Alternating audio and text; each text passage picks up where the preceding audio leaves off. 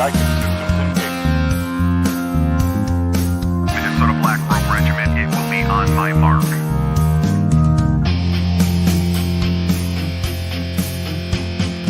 All systems are a go. All systems are a go. Minnesota Black Robe Regiment, you are over the target. You are authorized to fire at will.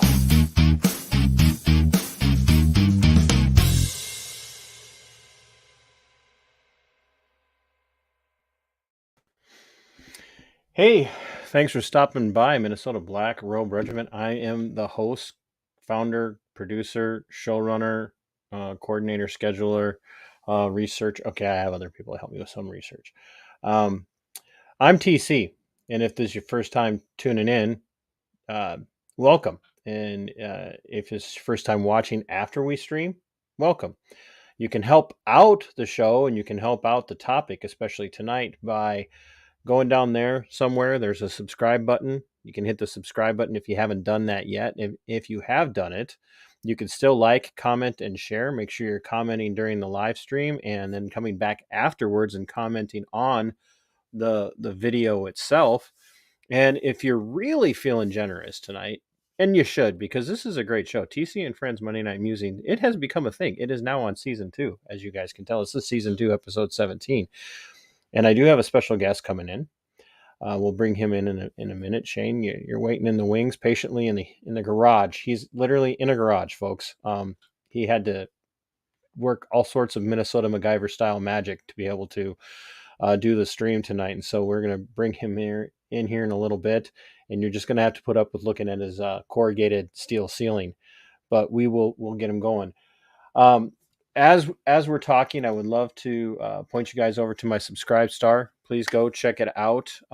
If you haven't done so yet, I would really love to have a few more subscribers over there. It helps keep the internet going, helps keep the show going, helps pay some bills, honestly. And as my subject matter tonight is dealing with what it means to be kind of railroaded by the state, I have also been railroaded by the state. And that's why stories like this are so important to me. And if you're interested, we also have merchandise, coffee, mugs, beanies, because if you're anywhere north of Missouri, you get cold weather. And if you're in Missouri, you really don't know what cold weather is. And if you're one of my friends or fans that's way down south, like say Florida, like a couple of you, you really don't know what cold weather is. I don't care how much you whine about it. So I want to get a couple of things out of the way right away. We're here to tell Walker's story, and we're going to go into the details of Walker's story with as much detail as we can. But we are here to tell Walker's story. But to do that, we have to clarify a couple of things. Oh, yeah. First of all, by the way, a friend of mine, Monica, made this for me. So if you notice, I normally have my little crossing hanging here. But Monica, my friend Monica, made this, and it's my tagline. It's "Fight for your liberty. It is yours. Fight for your freedom. It belongs to you." And Sic Semper Tyrannis. She hand painted that. It's an acrylic, so she does great work. And I just got that last week and was just able to get that up into the studio. But I need to clarify a couple of things. I am going to refer to the state a lot here, and a lot of you aren't going to be familiar with that. And when I say the state, I'm not talking about like the state of Minnesota or the state of Wisconsin or the state of Iowa or the state of South Dakota or North Dakota, wherever you might be from. I'm not talking about the state in that perspective. When I say the state, and I want anybody who watches, listens on a regular basis or first tunes in, this is the language you should be using. The state is what most of you would think of as the government. Except here in the United States, we the people are the government. We the people. We're the government. When we elect people, like my guest that's going to come in and talk for a little while, when we elect people like Shane, he's not the government. He's not an official. He's a servant. Anybody who's in an elected position, anybody who's in an appointed position, whether they be an unelected bureaucrat or a public sector employee, whether it be a city manager or county administrator or anybody who works in the public sector, they're part of the state. And the state is out of control at all of our levels. The state is out of control at the municipal level, the county level, The state is out of control at the state level and then the federal state level. Hey, Shadeborn and Flying Auditor, thanks for stopping by. I really appreciate it. Share this out while I'm doing my intro, if you would, because this subject matter is really going to, I think it's going to hit home, and what's happening to Walker is very important. And so I bring up this definition of state for you guys to understand. We hear that a lot when we watch like crime shows, right? In the state versus Smith in the case of murder in the second degree or whatever the case might be. But the state is any entity that is made up of elected and appointed and unelected bureaucrats. Okay, that's it, because they're all servants to us, we the people, and we are the government. And that constitutionally, as a constitutional republic, that's what we have to understand. The Constitution is the highest ruling authority in the United States. When you ask people, who's the highest authority in the United States? Almost without fail, some moron's going to go, oh, the president. President's not. The president's actually just a titular figurehead. I don't care if it's Joe Biden or Donald Trump. It's just a titular figurehead. It means nothing. They have nothing at all. They're no power. They only have the power that's granted to them through the Constitution. We, the people, are the power. We are the government. And these things are incredibly important. And I want this to sink in to you, into your minds tonight. If this is a new thinking thought process for you, if you're watching, I doubt that it is. But if it is a new thought process for you, really be dwelling on that as we get to talking. Because the story, like I said, is atrocious and it's tragic. And it is, bar none, probably the closest I've come since meeting and making friends with Lisa Hanson of here in Minnesota from the Albert Lea area.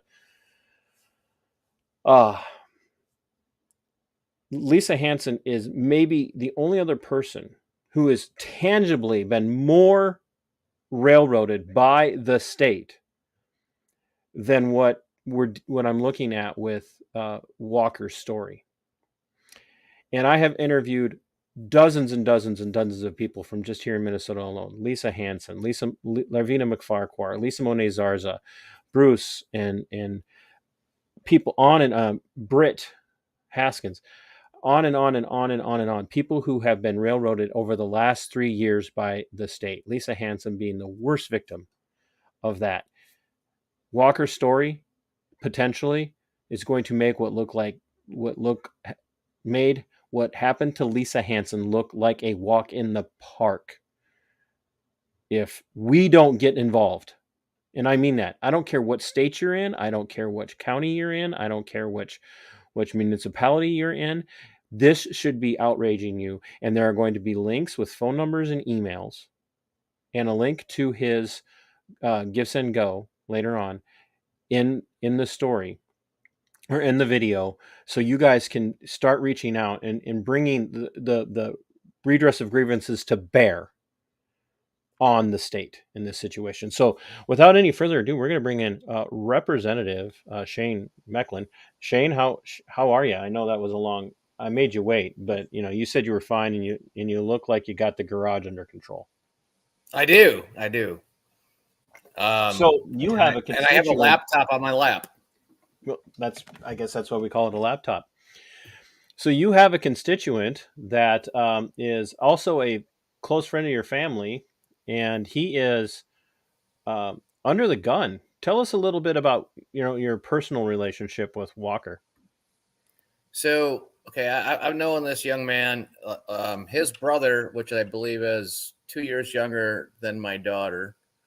So I've known this family for a long time. And I've gotten to know Walker over the years. He's been going to tech school to be a mechanic. He's a good mechanic, and I give him credit because he comes over and fixes my stuff. He doesn't give me like the jabs because it's not his preferred vehicle of choice, if you will. But he's always there to make it work, right? And this whole thing. I mean, I can't emphasize enough. If I really thought he did something wrong, and I've had a lot of really smart people look at this, like federal people and statute people and everything, I would not. If I really thought he did something wrong, I would distance myself from him. if he did actually violate or break a law, especially something on a felony level. However, what we do now know is he did nothing wrong. He followed the law, and now, for whatever reason, in what's considered a relatively conservative county, or a very conservative county in the state of Minnesota, they're choosing to try to make an example out of this young man. And I say young man because he literally just turned 22 like a week ago Monday, whatever it was. And I mean, he's a pretty young man. This has been going on since he was 20. It was when it started. And I had to actually ask questions to clarify what I can do and what I can't do, because we're not allowed to get in between litigation, union negotiations, all that kind of stuff. So that means I can't call the sheriff. I can't call the county attorney. I've never done either of which in this, for this cause. But I can certainly advocate for my friend.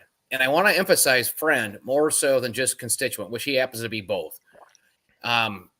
Because this is so important, and this is going to have like significant impact of how they choose to play this out. And if they choose to like take it all the way, which they're doing now, they're going to take it to the 2 felony charges, which they're completely misinterpreting the statute, in my opinion, right, and many others' opinion. Let me break in here if I may, just so I can give people a little bit of detail, because it's in the description, but not everybody's going to read the description. So, in May of 2022, Walker was out target shooting on private property in Sherburne County, and a neighbor complained, and obviously they called dispatch, and a sheriff deputy came out. Walker is a law-abiding young man. He's a responsible gun owner, and he's, respects law enforcement. And the deputy asked if he could come onto the property. And I'm going to address this after Shane's off the air, because Shane's got some things he wants to say. To look at where they were shooting, and he showed him this. They showed him the firing range, the target range, and he even showed him the weapons, and the deputy was handling them, and because Walker felt confident that he's handling these firearms, and in being respectful, he let the deputy handle it. And the deputy looked it over. Walker basically told him, "Yeah, I made these myself, and it's a personally manufactured firearm." And the deputy detained Walker for several hours, confiscated his firearms, and then eventually let him go. But he was warned that he would be hearing from the county attorney and would be charged with felony gun possession. And it took several weeks, and the Sherburne County Sheriff's Office, he received a mail from them, or from the courts, with a summoning for charges. Two felonies for a personally manufactured firearm. And the state statute that's being addressed here is Minnesota 609.667, firearms removal or alteration of serial number. Whoever commits any of the following acts may be sentenced to imprisonment from not more than 5 years, or to a payment of a fine of not more than $10,000, or both. Obliterates, removes, changes, or alters the serial number on other identification of a firearm. Clearly doesn't exist on a personally manufactured firearm. Receives or possesses a firearm, the serial number or other identification of which has been obliterated. He didn't receive it. He handmade this. This is handmade. Receives or possesses a firearm that is not identified by a serial number. There again, it's personally manufactured. They're not required to have serial numbers. And that's what they're charging him with. And this is not just a bad interpretation. This is, and I'll get to my opinion, but just there's the facts of what the charges were. So Shane, you said that in your, by your perspective, this is a really bad interpretation of that law. So not only in that I don't have it all in front of me, but also the state statute defers back to the federal fire, whatever it is, whatever it is, the statute from the federal side, which says if it's a machine gun, I think that's in there, or a short-barreled rifle. And it seems like that's kind of what they're going after, because the reason he has 2 felonies, he had 2 guns. They were fully encased in the back of the vehicle when the officer asked if he could, view the 2 firearms. And clearly that was a mistake because he should have said no. But now knowing what we know, obviously, but they're both. He made them both. He cleared it with. He did a lot of research. He called a friend that happens to be a federal employee for the ATF. I'll throw it out there. Yeah, ATF. Yep. I'm just going to say, just to make sure he was doing everything right back then, prior to all this happening. And so he made sure he was doing it all right. And the irony of this is, since all this has happened, we have since learned that in Sherburne County, the Minnesota DNR has auctioned off through an auction house unserialized weapons, which is the clear statute says you cannot sell or transfer. And this is where this becomes so like egregious, because he never sold or transferred. He simply made them for himself. He had no intent of selling or transferring. And here this young man sits with this, like, I mean, I can't comprehend being that age. It's hard enough being 22, for crying out loud. I remember it. It was only 30 some years ago, but because a lot of things are unknown when you're that young.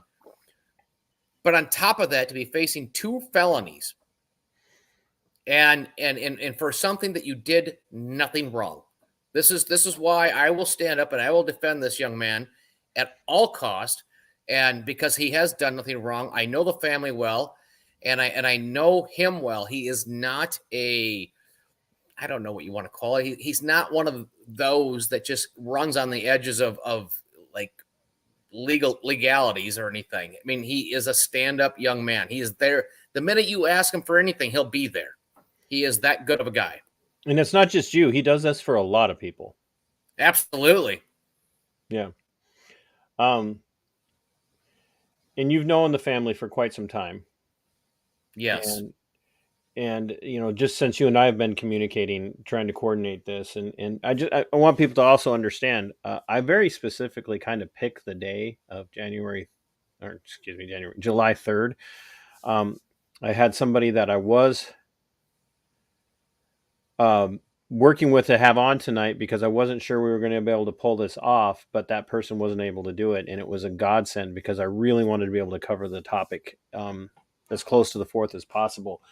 And that's very, very, very important for people to just pay attention to this. July 3rd. It's July 3rd, 247 years ago. Our forefathers gave the middle finger to Great Britain and literally kind of said, "You're not taking anything from us." And that was in the midst of a great push to disarm the colonies.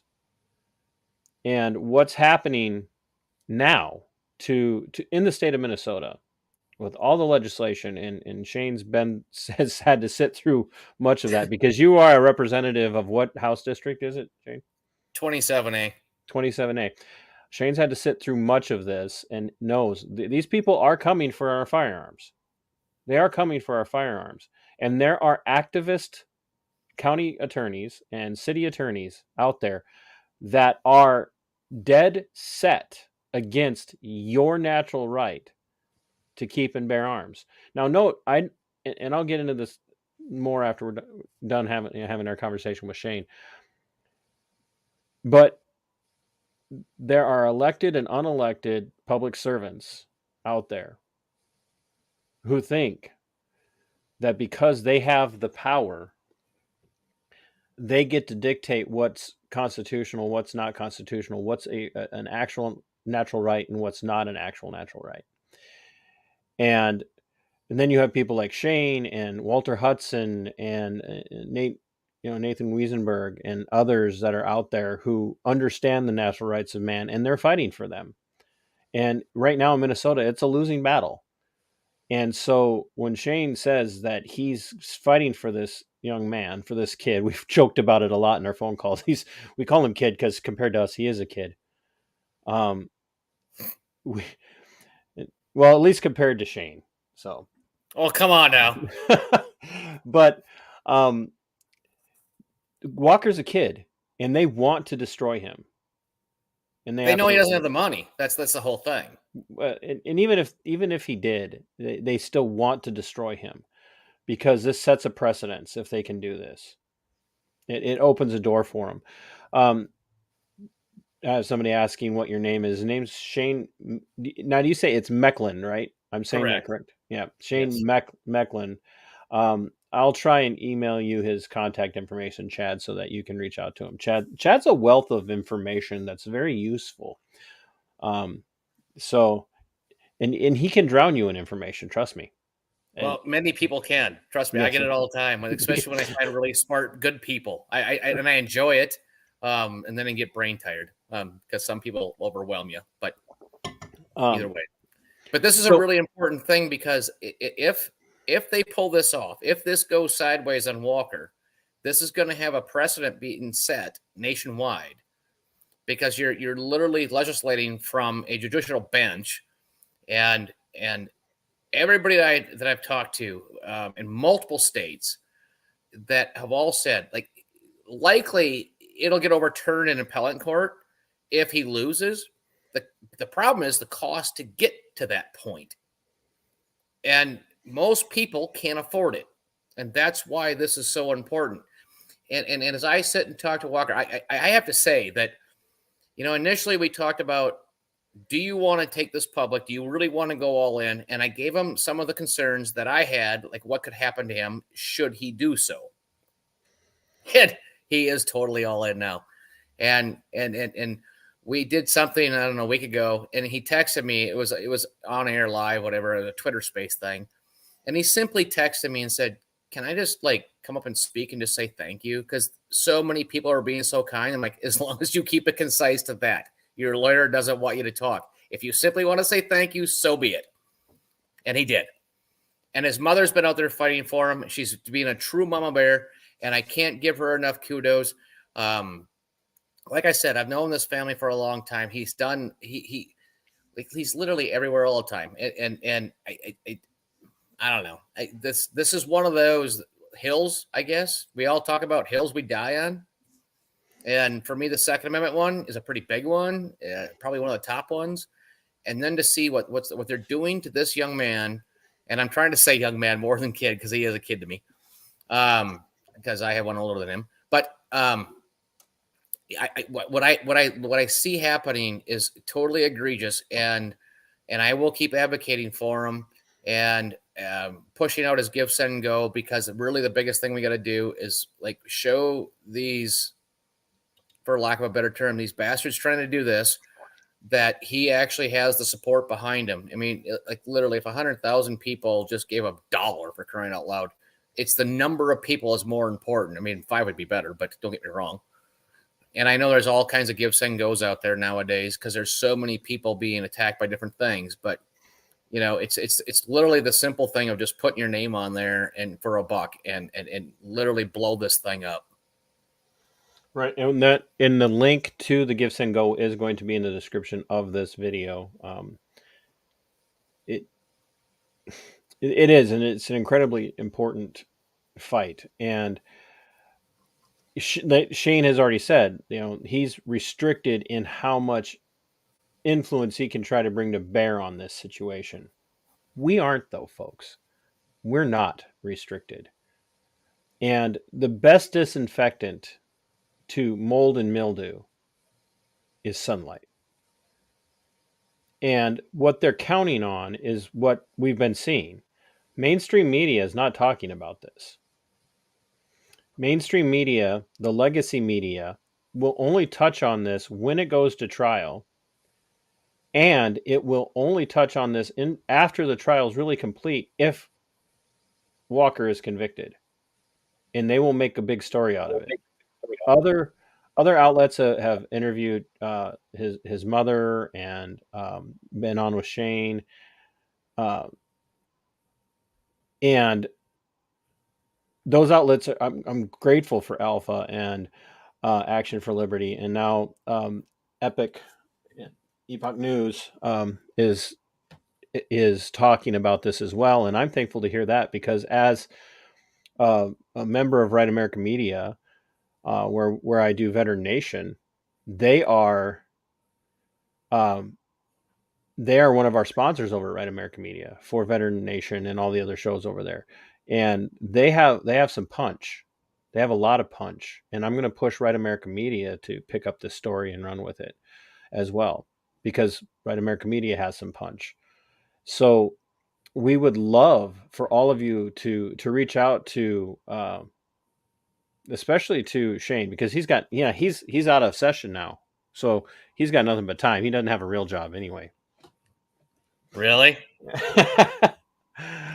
And so, but I know Shane would love the support, and I know that Walker and Sarah and all of Walker's family and Walker's friends would love the support. So be looking for the link to the GiveSendGo in the description of the video when we're done. Shane, any words of encouragement to anybody out there who's wanting to, there again, without overstepping bounds,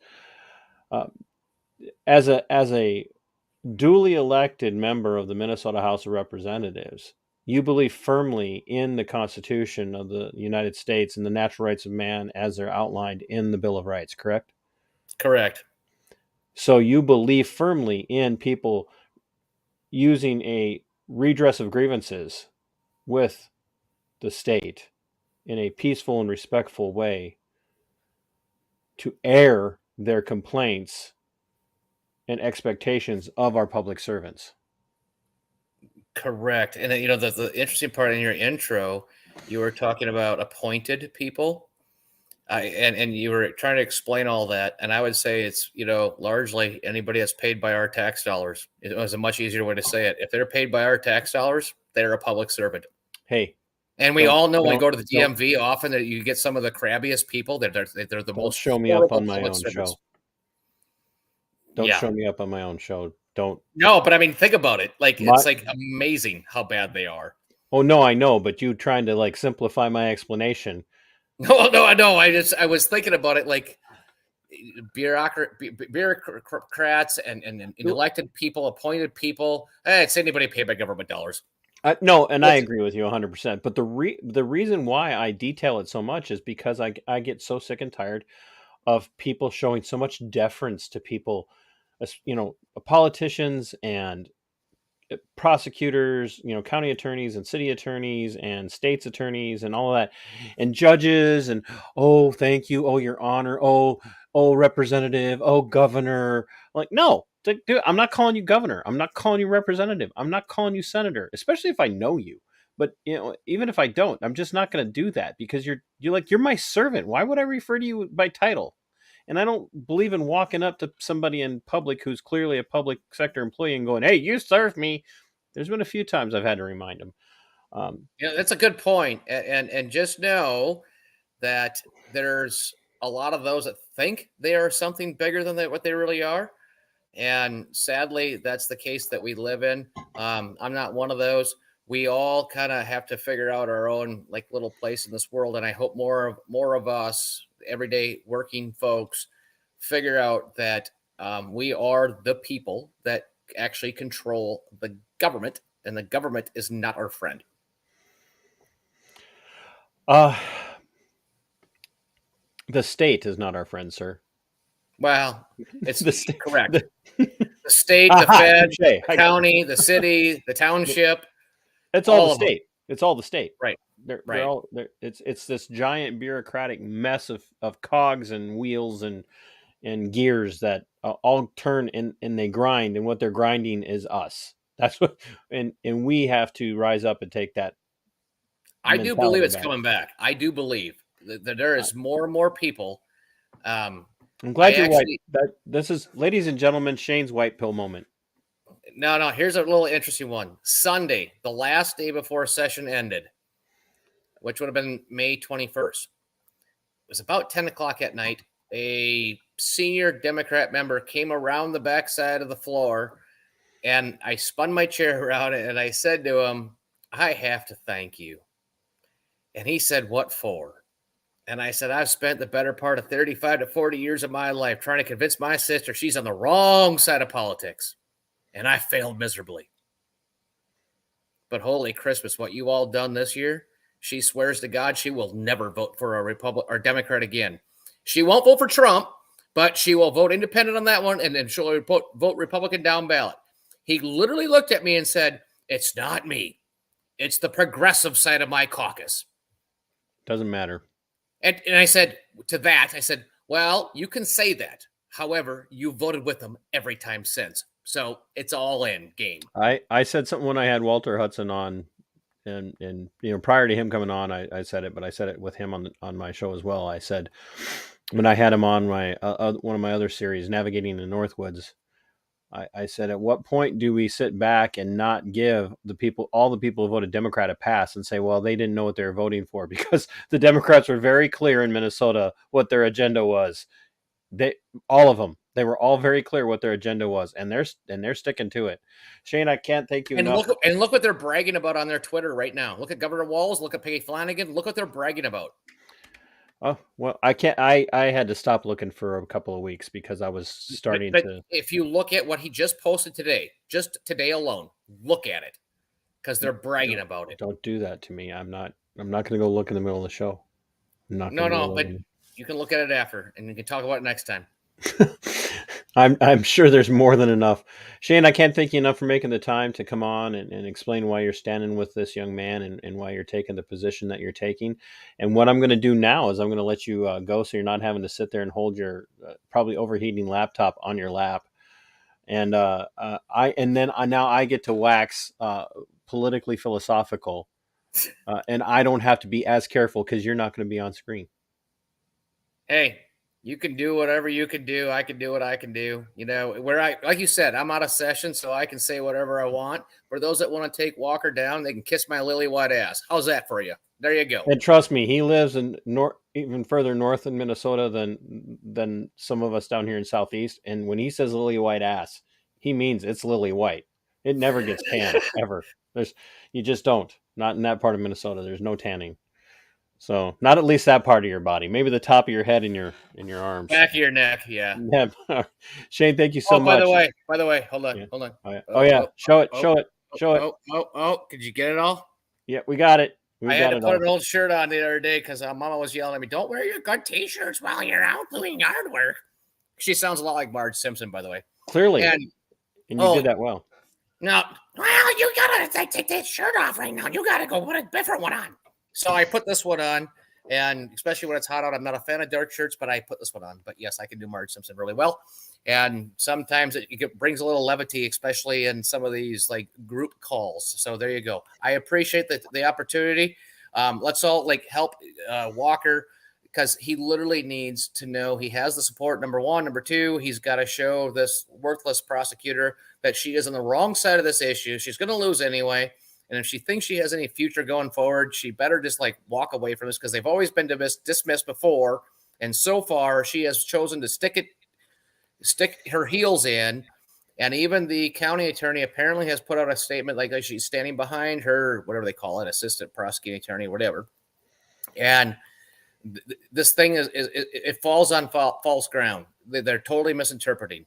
So he did nothing wrong. And I actually have had many people come to me since where they all went and checked their own gun safes, went, I have grandpa's guns. I have unserialized weapons. What's this going to do to me? So, because pre-1968 guns did not have to have a serial number. Yeah. I'm 98% positive I've got at least one. Actually, probably more. Yeah, well, we're all kind of in that. Well, I probably did once, but there was a boating accident. I don't know what happened. I think we're duck hunting or something. Who knows? No, I'm looking forward to the day they try to come to my house and take the guns they won't be able to find, and I'll have it all on video. That'll make great fodder for my channel. Shane, thank you so much. We're going to let you go so I can start naming names. You go. You just go. Thank you, Shane. Tune in when you get off, and then share this out. Will do. I don't know how I tune in, but I can figure it out. And find me a place to stay. I want to come up for the trial. All right, September 5th. We'll be there. Yeah, find me a place if you can. Yeah, you can stay here. Because I'm poor. I'm poor. Yeah, so am I. That's fine. I got a big barn. You're looking at it. Poor people do not have corrugated. Just in the barn. It's air conditioned right now. Poor people do not have corrugated steel roofs on their barns with air conditioning. That is not. We have got to redefine poor if that's poor. You get out of here. Okay, talk to you. Thank you. Thank you. Oh, so folks, it's time for TC to do what TC does. I am calling right now for all of you. I don't care what state you're in. I don't care which county you're in. I don't care what region of the country that you are in. It is time for us to bring the heat on these people. And I could say this. We can bring pressure on these people. That's why the Constitution of the United States doesn't grant us the right of what we see in the First Amendment. The First Amendment, Chad, this is in Sherburne County. I will try and get you in contact with Shane after the show.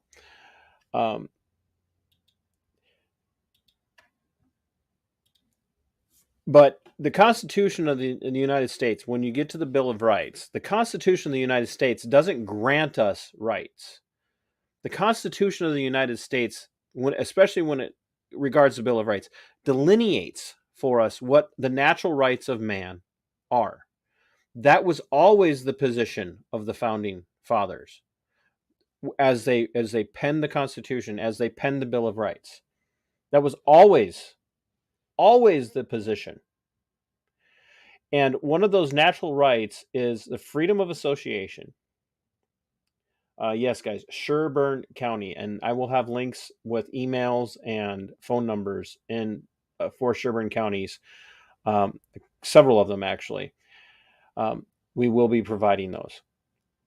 After the show, I'll have them in the description of the video. The natural rights of men to keep and bear arms. It was not strictly for self-defense from thugs on the street. It wasn't just for deer hunting. The penultimate reason that the natural right of man to self-defense exists is to throw off the chains of tyranny, so that we, the people, the true government, have the ability to keep in check elected and appointed servants when they overreach, when they overstep. The natural right of man to freedom of speech. And there's an acronym, if you will, that you can use to remember this. It's RAPS. The freedom of religion, the freedom of assembly, the freedom of speech, the freedom of petition, and the freedom of I can't now. It's slipping my mind right now. I had it all prepared and then I forgot it. What we're dealing with is these things belong to us naturally as human beings. They belong to us. And the Constitution in the Bill of Rights doesn't grant them. It delineates those things and says you cannot infringe on these freedoms of religion. Yes, freedom of assembly. Freedom of assembly.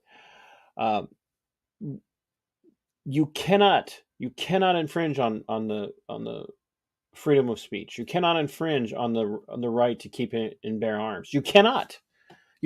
So when you hear people talk about time and place restrictions on speech, some being reasonable, when it comes to the state, when it comes to redressing the state for grievances, what is the proper time and place? Now, the reason I'm bringing this up is because we're dealing with, and I have been told, and I don't care if this upsets people, I've been told that the sheriff of Sherburne County, Sheriff Brott, is pro-Second Amendment. I've been told that he is on board with making Sherburne County a Second Amendment sanctuary county. And that's well and good. If that's true, then I applaud that. So what we need now is for people to reach out to Sheriff Brott, to reach out to his chief deputy of the patrol division.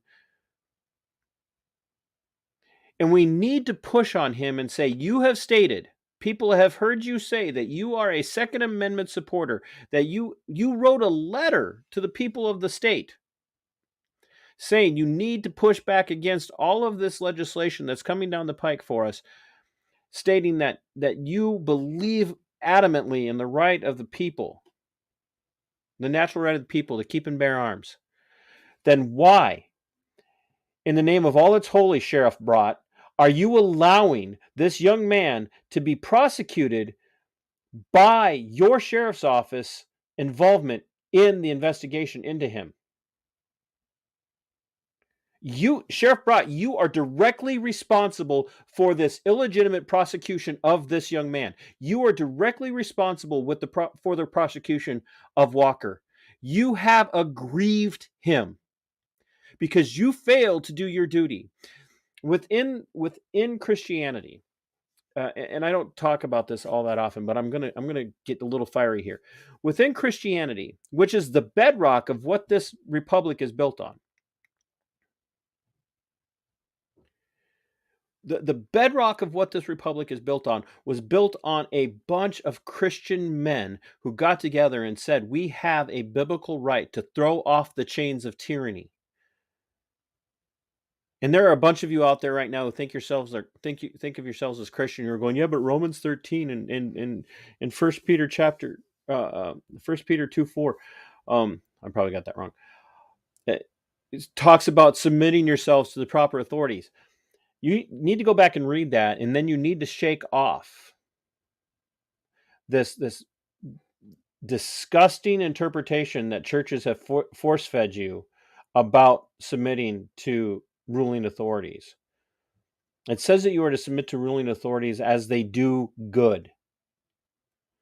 And when they do something that violates the natural rights of man, and we know this because it goes back and it says, granted to us by the God of nature, right? When they violate those, they're not doing good. So Sheriff Brott has a duty according to the Christian doctrine, and that doctrine is called the doctrine of lesser magistrates. And we see this doctrine play out all throughout. All throughout the history of Christianity, going back into the Old Testament, into the New Testament, and then all throughout the development of the church in the East and the West. The doctrine of the lesser magistrate. The sheriff had a duty to look at his deputy and say to him, you will go right now, you will return that firearm to that young man. He's broken no law, and even if you think he has a natural right to keep and bear that firearm. He does not have any duty to not have that weapon. He could have ordered that deputy back to return that and said, we are not passing this on to this county attorney for charges. And if Sheriff Brott's argument is that he didn't know, then he's not a leader. He's just drawing a check on the back of the taxpayers and passing the buck. And if he cannot control his own men and his women, if he cannot control them, then what good is he as a Second Amendment friendly sheriff? He's not, because he's already determined that he will backtrack on that whenever it's politically expedient. Now, I have done over the last couple of weeks a whole series of short videos showing an event that took place in Sherburne County at the hands of the Sherburne County Board of Commissioners, the Sherburne County Administrator, and I believe it was the Chief Deputy from the Sherburne County Sheriff's Office, where they physically used force. And people could say, well, that's not how force goes. Anytime a person wearing a uniform, or not wearing a uniform, but acting in the capacity of a law enforcement officer, a law enforcement agent of the state, puts their hands on you, that is force. And for those of you that haven't seen it, we're going to take a look at it, because this is what we're dealing with in Sherburne County.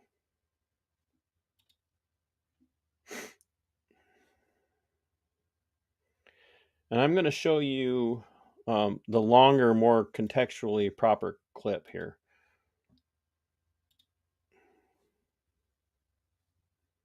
So bear with me.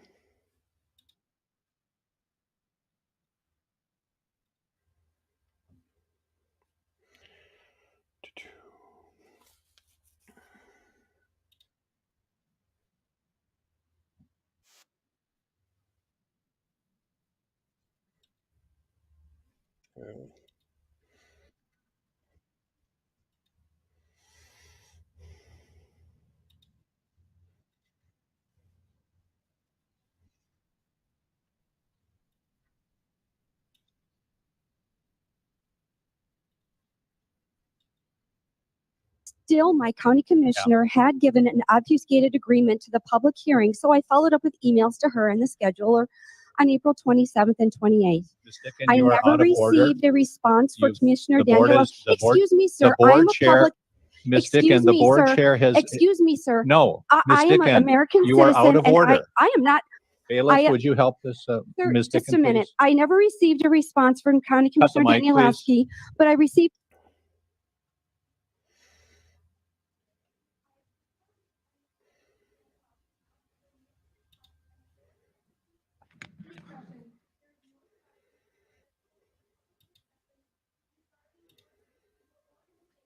Ladies and gentlemen, what you're seeing right rendered an here is obscure forged. but positive response to a public Now, hearing. we're going to watch the other one. Even though County Commissioner, County Ms. Dickens? Administrator Ms. Bruce Dickens? Messel Ms. immediately Dickin, Ms. refuted Dickin, any you're out of order. agreement and audit, and so did Diane Arnold. Still, my county commissioner had given an obfuscated agreement to the public hearing, so I followed up with emails to her and the scheduler on April 27th and 28th. Ms. Dickin, I you are never out of order. received a response for You've- Commissioner the board Daniel. is- the board- Excuse me, sir. board I'm a chair- public.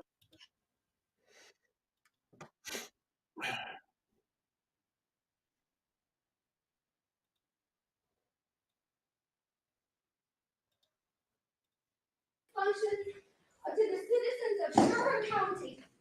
Wait a minute. The sheriff said I took an oath of office to solemnly swear to support the Constitution and uphold your rights. And shame on every one of you that sat there and didn't speak out. To the citizens of Sherburne County. Wait a minute. Ladies and gentlemen, that is what you're dealing with in Sherburne County, with Sherburne County law enforcement. Now, Miss Dickens was allowed, and I have a whole series of videos as it relates to Sherburne, that incident from last year. Okay. But what you do not understand is that entire scenario, that, I believe it was a chief deputy, that chief deputy had a duty when he was ordered by the county administrator to remove Ms. Dickens. He had a duty to stand up and defend her and say, no, I will do no such thing, because she has a natural right to redress her government, redress the state for grievances. And you don't get to dictate to her that she can't say the name of a county board member or the name of the county administrator, because then she's violating. Because you heard that in the first video. She's violating. She's violating. See, if you can put restrictions on speech prior to the speech taking place, that's a chilling effect. And that means they can silence you for any reason, for any cause, because you're out of order.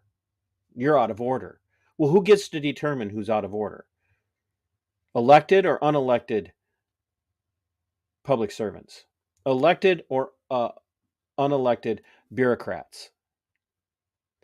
Who gets to determine those things? Folks, what you're dealing with in Sherburne County is a sheriff who gives lip service to these things. And we do have a track record.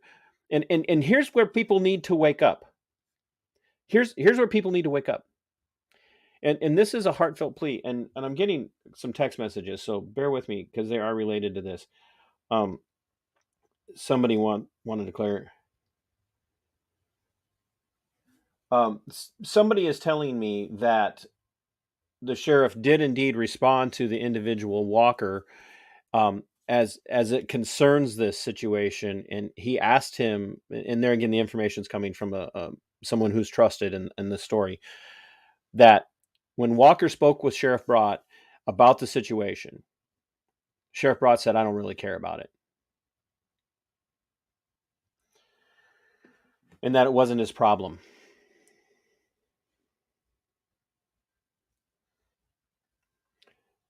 And this person's reminding me that it was up to the county attorney ultimately for prosecution. But the county attorney would have never had the opportunity to present or presented to them to prosecute this if it wasn't for a deputy who violated their oath to the Constitution to keep and defend the Republic and the Constitution of not only the state of Minnesota, but of the Republic of the United States. Folks, this is a failure on the part of the sheriff to interpose himself between unjust, unconstitutional, wicked laws. And he has paved the way by not controlling his staff and doing the right thing for the prosecutor in this situation, the county attorney. And we have her name here somewhere. I have to look it up. I cannot for the life of me remember her name off the top of my head.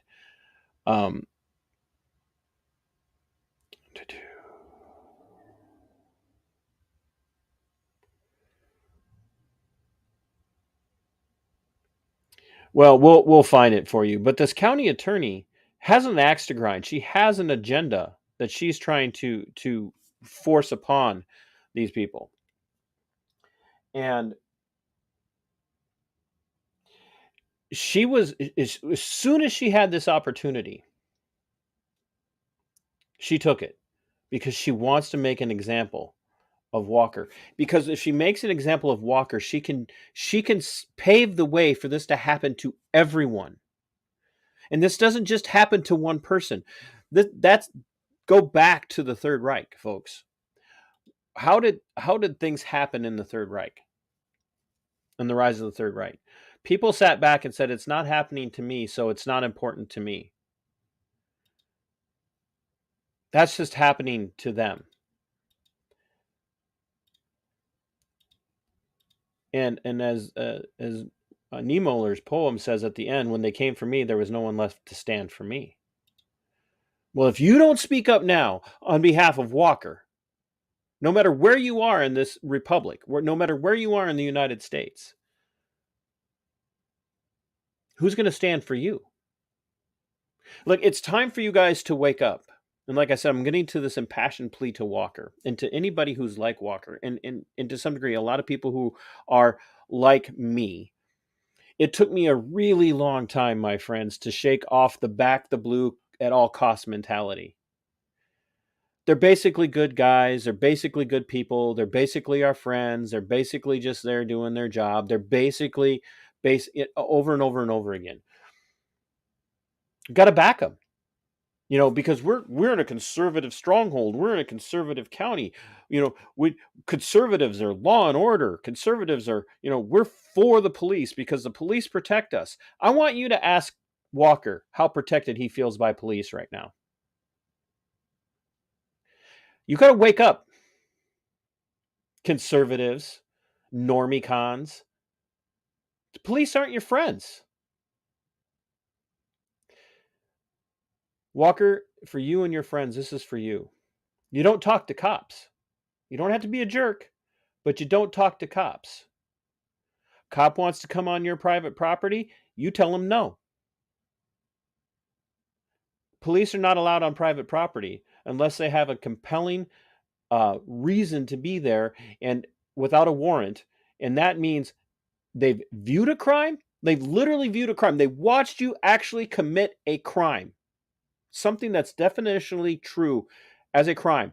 They cannot come unless they viewed it, unless there's probable cause to believe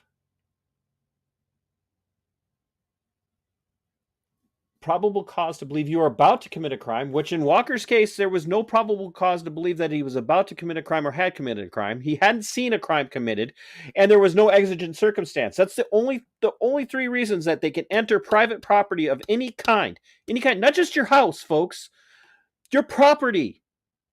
They have a brief access to your curtilage, and the curtilage is that area between the road and your house where they can be on there. But they do not have the right to come on your property for any reason. So if they show up, you want to know what it is? Cops are like vampires.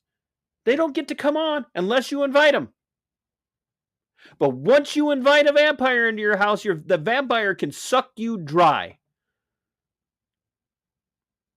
And just like a vampire, once you allow law enforcement in, they get the plain view doctrine and they can do whatever they want as long as it's in plain view. If you invite them in.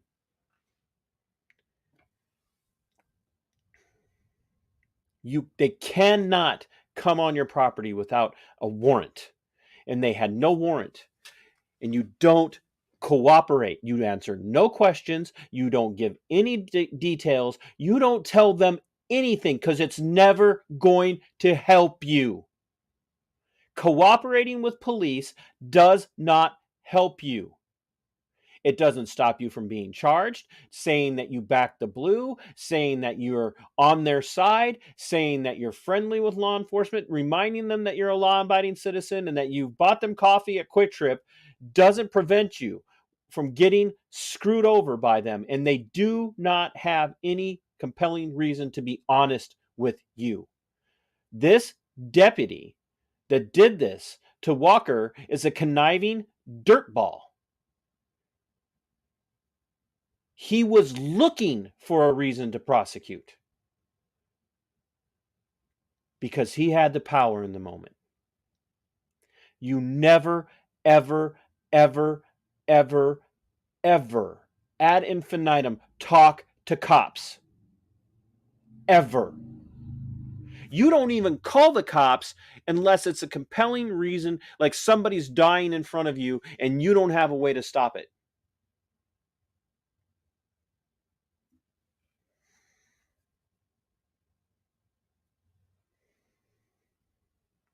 Because you get made a victim. And Walker's being victimized here.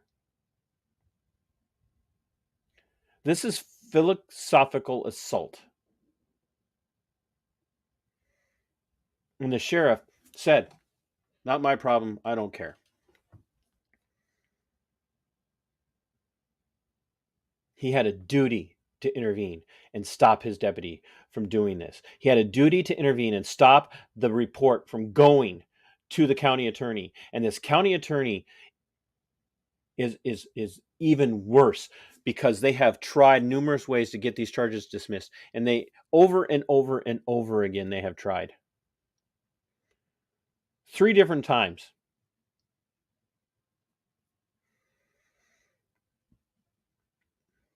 Three different judges. They've tried to get these charges dismissed. And now this young man, who was 18, college student, who's set to graduate a few weeks before trial. He's a talented mechanic, plays amateur baseball.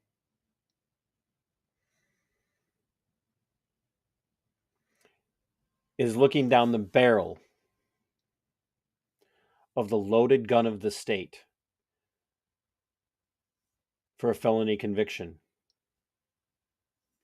And the only way out of this is for him to be able to secure the money for a great defense and for pressure to be brought to bear on Sherburne County Sheriff's Office and the county prosecutor. And even if it's now out of the hands of the Sherburne County Sheriff's Office, the Sherburne County Sheriff needs to hear how disgusting his behavior is in this situation.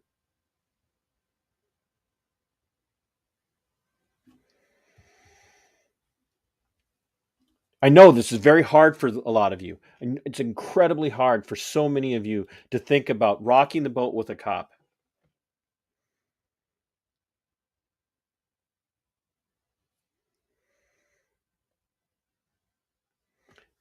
You have got to involve yourselves in this story, ladies and gentlemen, and I don't care where you're from.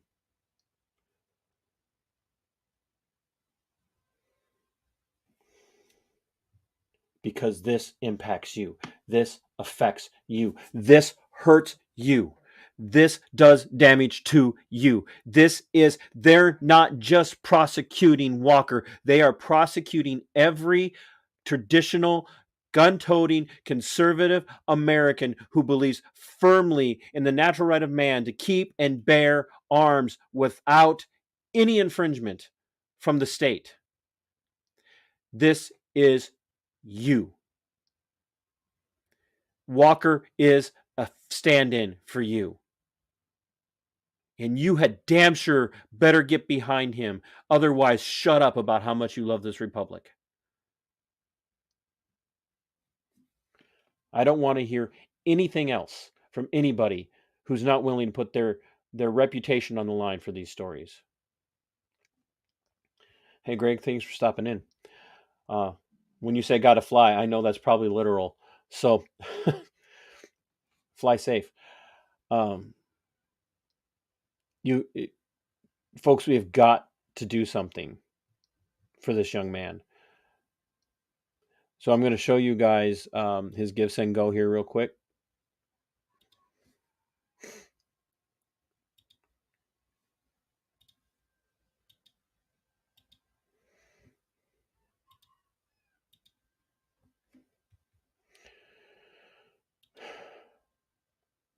This is who you're looking at, folks. You don't get more All-American than this.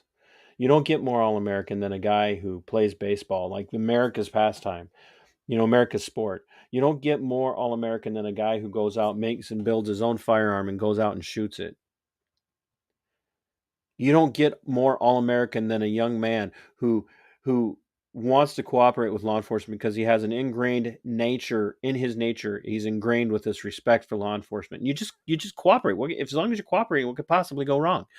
You don't get more All-American than a guy who will, at the drop of a hat,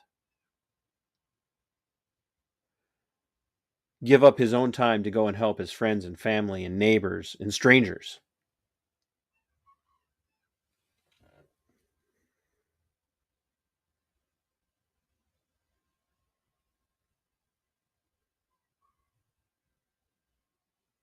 And yet I guarantee you, so many of us out there are going to sit back and go, it's not my problem. They're going to sound just like Sheriff Brott. So yeah, I do believe that we have a duty to bring pressure on Sheriff Brott. We do have a duty to bring pressure on the county attorney that's prosecuting this. The county attorney could step in at any time and say, I'm not prosecuting this. And and I'm gonna say something. There's concern out there that all of these attorneys, and we all know this, that so many attorneys out there on the left side, these Gramscian Marxist leftist progs, are funded by George Soros and Bloomberg. They're all intertwined. They have lots of money to run for office, and they're handpicked, and they're sent into these areas where they don't fit in.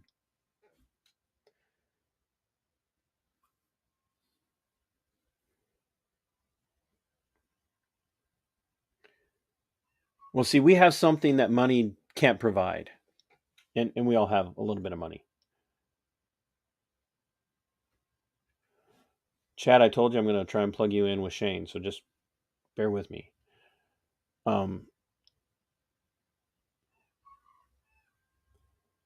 We have right on our side, and we have the numbers. The GiveSendGo, they're trying to raise $100,000. I want to see it go.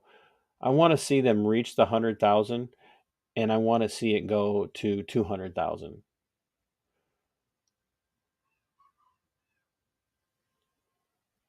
This story should be nationwide. This story should be as big as what Kyle Rittenhouse's story was. But it's not sexy. There's the old saying of if it bleeds, it leads. This isn't a sexy story because it just was kind of a simple situation. But this story is pivotal. Because before this man ever had the opportunity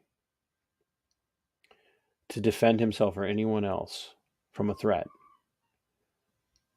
he was stripped of a natural right by a malcontent law enforcement official. I know I used a word I don't like.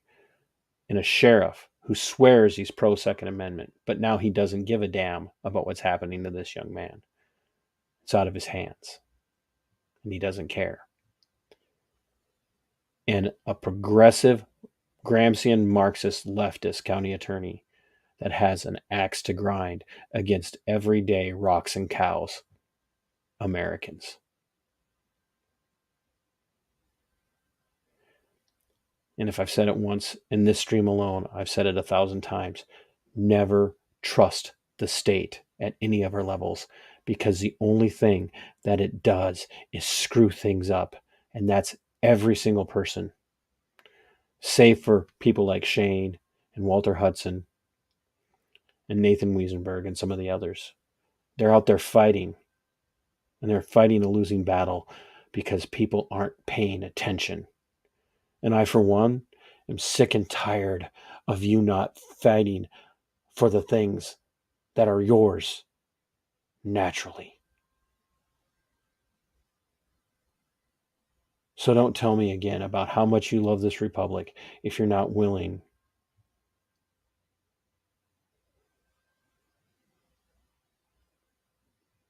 to fight for someone you don't know. Because 247 years ago, a bunch of people gave up their lifeblood so that you could sit on your ass and not help anybody in the throes of a fight. That disgusts me.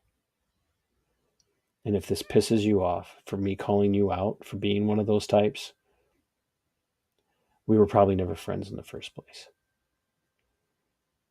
So get off your ass and do something. I mean, even if you want to help sponsor my trip to go cover the trial, because TC poor.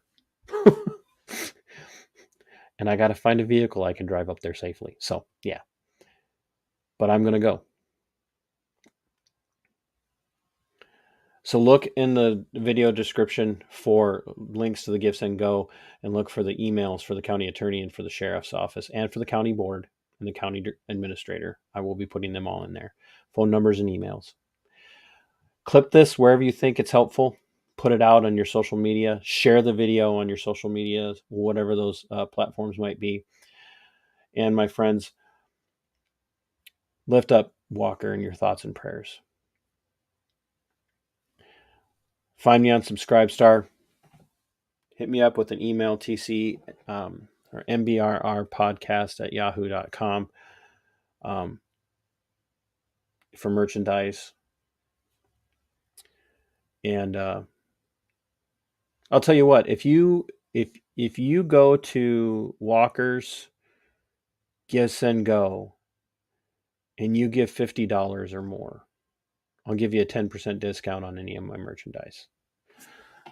The beanies, the coffee, mugs, the shot glasses, the travel mugs. I'll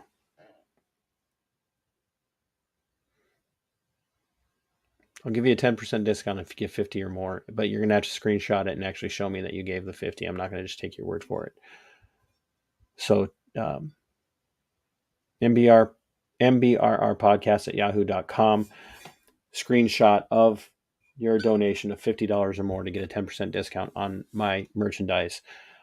And if you want to do my Subscribestar and you give $50 or more to Walker's Defense Fund, I will give you 3 months at $1, no matter which level you choose to go at.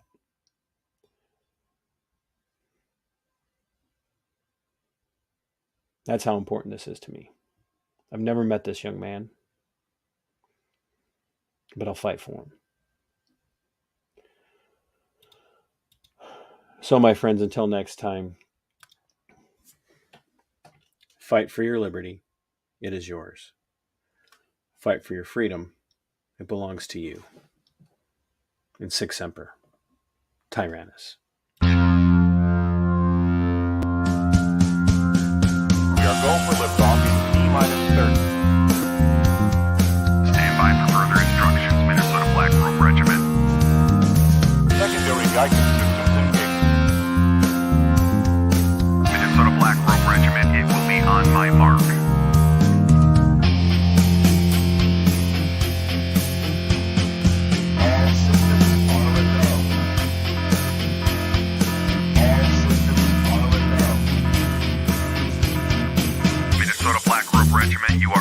target. You are authorized to fire at